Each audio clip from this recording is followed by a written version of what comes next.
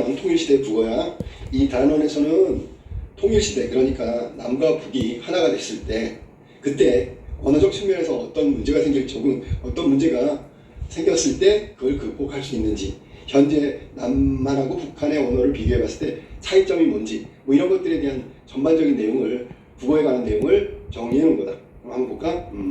거기 제일 처음에 나온 거는 씨름하는 그림이 나올 거야. 씨름하는 그림. 거기에 보면 남북 언어의 동질성과 이질성을 살펴보자. 동질성이라는 것은 바탕이 같다, 그러니까 같은 점을 말하는 거고, 이질성이라는 건 서로 다른 차이점을 말하는 거야. 그래서 동질성은 같은 점이고 공통점이라고 해도 되겠지, 그치? 이질성은 차이점이라고 해석하면 되겠네. 자, 1번 북한의 언어 자료를 살펴보고 남북 언어의 비슷한 점을 생각해보자. 자, 먼저 씨름하는 거볼까? 씨름 구경꾼들의 옷차림은 주로 바지 저고리 차림과 두루마기 차림이 기본이다. 뭐 원래 우리의 전통적인 복장이니까. 두루마기라는 것은 바지 저고리 위에란 말은 바지 저고리를 입고 그 위에 그런 뜻이야. 덧입는 겉옷으로서 누구나 다 즐겨 입는 남자 외출복이다. 그러니까 두루마기는 남자 외출복이네. 바지 저고리 위에다가 덧입는 남자 외출복이라는 뜻이야. 여름철에는 홑 두루마기를, 얇은 한 겹의 두루마기를 홑 두루마기라고 하지. 봄 가을철에는 겹 두루마기, 그러니까 두 겹이나 세 겹 정도 되겠지. 또는 누비 두루마기. 누비라는 건 이렇게 바느질로다가 이렇게 가로 세로로 이렇게 바느질 누볐다라고 보통 얘기하지, 그치? 누비 두루마기를 입었으며 겨울철에는 솜을 그 속에다 넣은 솜 두루마기를 입었다. 자, 그림에 보면 씨름하고 있는 장면인데, 씨름하고 있는 장면보다도 이 사람들이 입고 있는 옷에 관한 설명을 지금 하고 있는 거야. 자, 그 다음에 두 번째 나온 거 한번 볼까? 시 한번 볼래? 동요 퐁퐁 튀어라. 퐁퐁 튀어라 새빨간 공항. 잘도 튄다 퐁퐁. 참말 신이 났나. 퐁퐁 하나 둘 퐁퐁 둘셋. 공치기 퐁퐁 재미 났나. 퐁퐁 튀어라 새빨간 공항. 너도 나도 퐁퐁 공 잘 치는 선수다. 퐁퐁 셋넷 퐁퐁 넷다섯. 공치기 퐁퐁 재미 났나. 뭐 이 동요의 내용인데, 씨름하는 것을 설명하고 있는 내용과 지금 동요, 지금 퐁퐁 튀어라 새빨간 공항, 그러니까 뭐 공놀이하는 그런 얘기인데, 가 같은 경우에는 두루마기에는 어떤 것들이 있는지, 계절별로 어떤 두루마기가 있는지 이거 설명할 거란 말이야. 하지만 나에서는 공치기 하는 거, 새빨간 공을 가지고 공치기 하는 거, 그 공치기 할 때의 즐거움, 제가 여기서 재미라고 그랬지, 재미에 대해서 노래하고 있는 거지. 동요니까 아이들이 부르는 노래라고 생각하면 돼. 자, 그러면 여기서 지금 따져볼까? 가하고 나의 내용을 쉽게 이해할 수 있었는지 생각해보고 그 이유를 말해보자. 자, 그러면 둘 다 사실은 한쪽은 설명하고 한쪽은 동요이기 때문에 그렇게 어려운 내용은 아니야. 그리고 우리가 봤을 때 문제는 뭐냐면, 이게 문장 어순이라고 하지, 문장의 구조가 별 차이를 못 느껴. 동질성이라는 건 공통점이라고 아까 얘기했는데, 남북한 언어가 분명히 차이가 있단 말이야. 하지만 근본적으로 같은 점, 즉 동질성, 공통점을 가지고 있다는 거야. 그 다음에 이렇게 보면 우리가 일상생활에 쓰는 단어들, 일상적인 단어들을 사용했다는 얘기는 단어적인 측면에서도 별 차이가 없는 게 남북한의 언어다. 그 다음에 소리라는 데를 적고, 그 다음에 어떤 경우에는 어법에 맞게 적고, 그런 것들을 모두 남북한 언어가 공통적으로 사용하고 있다고 보면 되겠지, 그지? 자, 그 다음에 한글 맞춤법 규정을 볼까? 한글 맞춤법은 표준어를 소리라는 대로 적대. 이게 원칙이야, 원칙. 일단 소리라는 대로 적어. 그런데 소리라는 대로 적으면 뜻이 모호하거나 헷갈리거나 바로 이해가 안 돼. 그랬을 경우에는 어법에 맞도록 하는데, 어법을 원형을 밝혀 적는다, 형태소를 밝혀 적는다, 뜻을 밝혀 적는다, 뭐 이런 식으로 달리 말할 수가 있겠지, 그지? 자, 예를 들면 소리라는 대로 적은 거, 씨름, 이건 소리라는 대로 적은 거야. 바지 저고리, 뭐 이런 두루마기, 외출복, 봄, 여름, 가을, 겨울, 뭐 이런 것들 다 소리라는 대로 적었단 말이야. 그런데 겉옷, 입었다, 이런 것들은 형태, 원형, 어법, 뜻에 맞춰서 적은 거예요. 그래서 겉옷 이렇게 안 적고 겉옷 이렇게 적었단 말이야. 입었다가 아니라 입었다 이렇게 적었단 말이야. 이거는 어법에 맞게 적은 거야. 그러니까 두 가지를 병행한 거지. 소리라는 대로 적은 게 표준어의 원칙이라면, 예외적으로 소리라는 대로 적으면 문제가 생길 경우에는 뜻을 밝혀서 어법에 맞도록 적는 걸 원칙으로 하고 있는 게 한글 맞춤법 동일한의 내용이다. 뭐 1항이라고 하는데 한글 맞춤법 1항 원칙이 대원칙. 자, 그 다음 두 번째는 뭔가 북한 언어 자료가 나왔는데, 물고기 햄버거, 물고기 햄버거, 닭알 햄버거, 남새 샐러드 이렇게 돼 있는데, 물고기는 피쉬버거쯤 되겠지 남한으로. 우리말로 하면 피쉬버거. 그 다음에 닭알 햄버거, 이건 뭐 계란 햄버거 좀 되겠나? 그 다음에 남새 샐러드는 뭐 그냥 샐러드 채소를 말하는 거야. 튀기 요리, 근데 이거 튀김 요리라고 하고, 얼음 라떼, 이건 뭐 그대로 썼네. 오렌지 단물, 오렌지 주스가 되겠지. 이렇게 같은 걸 쓰는 이름이 달라, 북한에서. 그러니까 이런 부분은 이질성이라고 해야지. 남한 언어와 북한 언어의 차이점을 말한다. 자, 그럼 나 제시문 볼까? 자, 청서의 반무지라고 되어 있는데, 청서라는 건 여기서는 색깔을 말하는 거고, 어떻게 보면 불에 태우고 남은 잿빛 색깔을 청소라고 한다. 반무지는 이거는 밤이 이렇게, 밤이라는 게 원래 시각적으로 어둠인데 그게 막 쌓여 있는 것을 말하는 거야. 우리가 보통 무슨 모래더미 하는 그 더미에 해당되는 게 무지라는 뜻이야. 그래서 잿빛 밤이 쌓여 있다, 무더기다, 뭐 이런 뜻이 청서의 반무지지. 밤나무에서 알밤이 후두둑 떨어지는 가을철이었습니다. 청서가 겨울 양식을 장만하려고 거기서 청소 그러면 여기서는 다람쥐겠네. 잿빛 다람쥐 정도 되겠네. 겨울 량식. 자, 두음법칙 적용을 안 해서 량식이라고 한단 말이야. 장만하려고 밤나무 밑에다가 부지런히 알밤을 모아놓는데 지나가던 다람쥐가 말했습니다. 그러면 겨울 량식은 남한 언어로 한다면 겨울 양식이 되겠지. 알밤을 여기저기 모아놓기만 해서 뭘 하나 한 톨이라도 거두어야 제 것이지. 그러니 어서 가져다 고간에 넣으라고. 우리 식으로 한다면 시옷받침 있는 곡간이 되겠지. 곡간. 창고를 말하는 거야. 다람쥐의 말을 들은 청서는 잿빛다람쥐 알밤을 고간으로 나르기 시작했습니다. 그러다가 청서는 길가에서 매돼지, 우리 식으로 하면 남한 언어는 멧돼지가 되겠지, 그지? 매돼지가 아니라 멧돼지.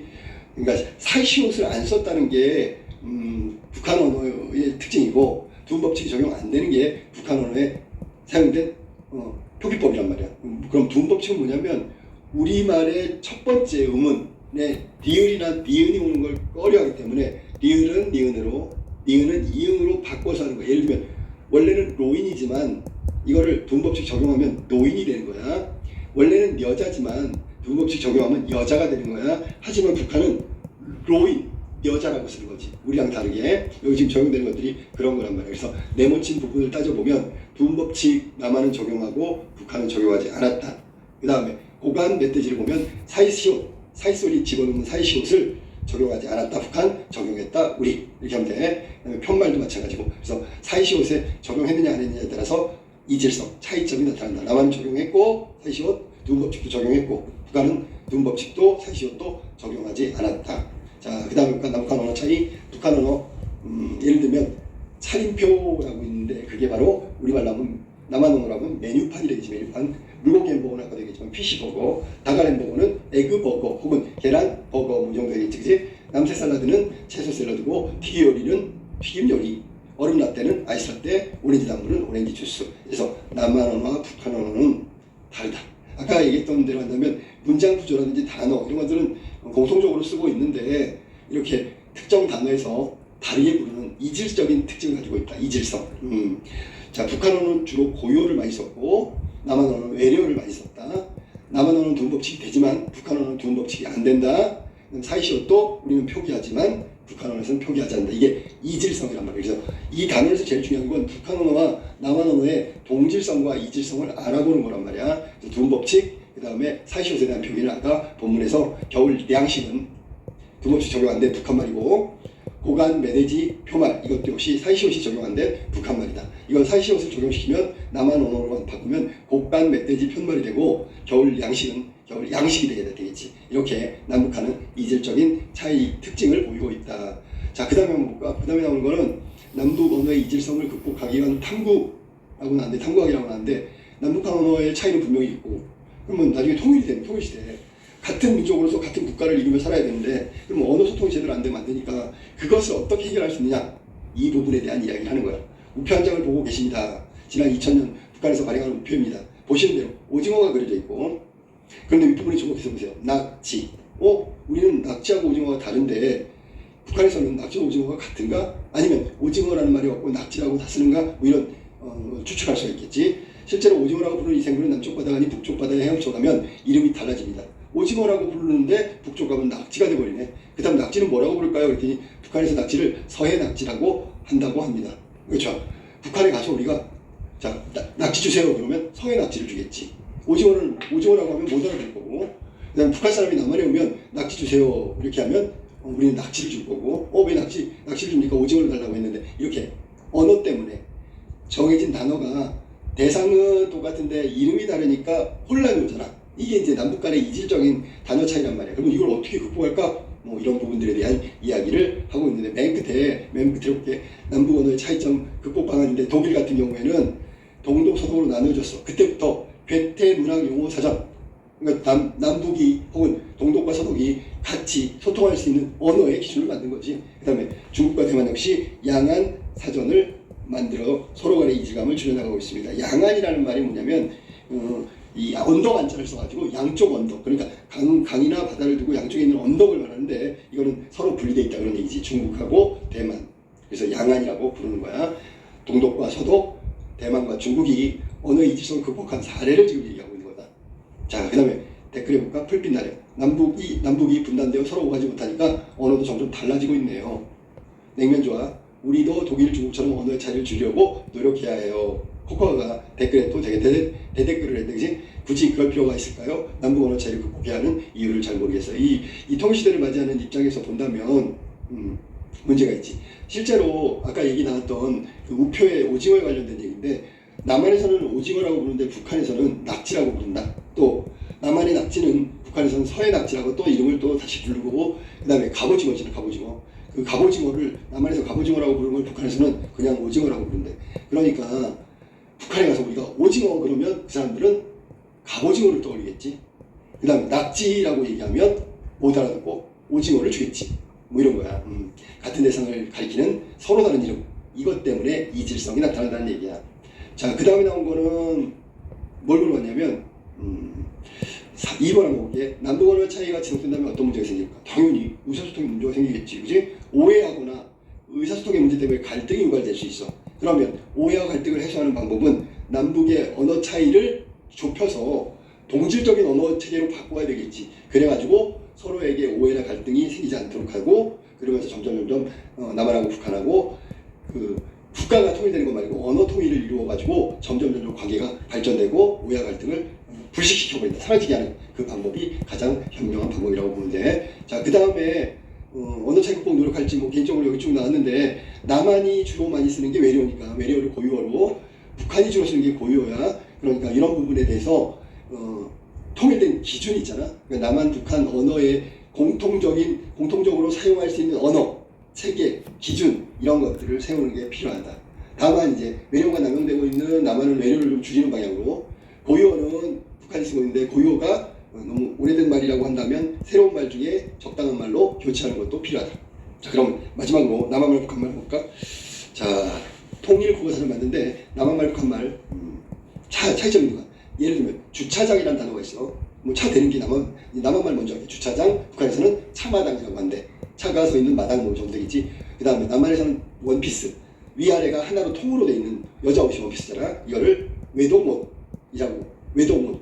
그러니까 하나로 돼 있는 옷이다 그런 얘기야. 남한에서 누룽지라고 하는데 북한에서는 가마치라는 고유어를 쓰고요. 남한에서는 화장실이라고 하는데 북한에서는 위생실이라고 부른다. 이렇게 이질적인 차이를 드러내는 언어들이 존재한다.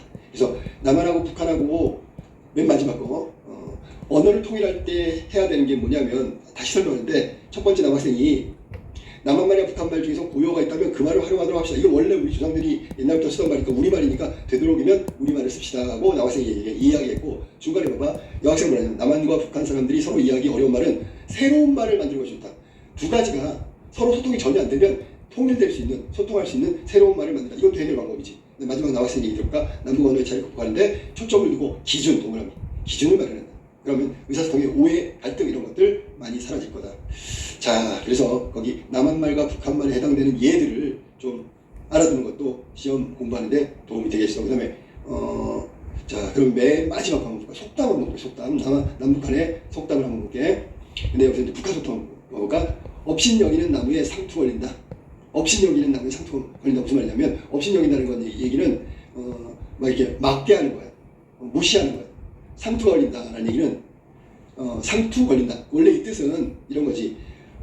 별볼일 없는 사람한테 너무 막대하는 거, 그러면 안 된다는 뜻으로 쓰인 거고. 북한 속담. 두 번째, 범에게 아이보아 달란다.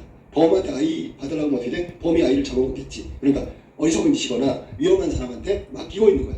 그러니까 어리석은 짓을 할 때 상투적이고 관용적인 속담은 북한에서 범에게 아이보와 달란다라는 속담으로 쓸 수 있어.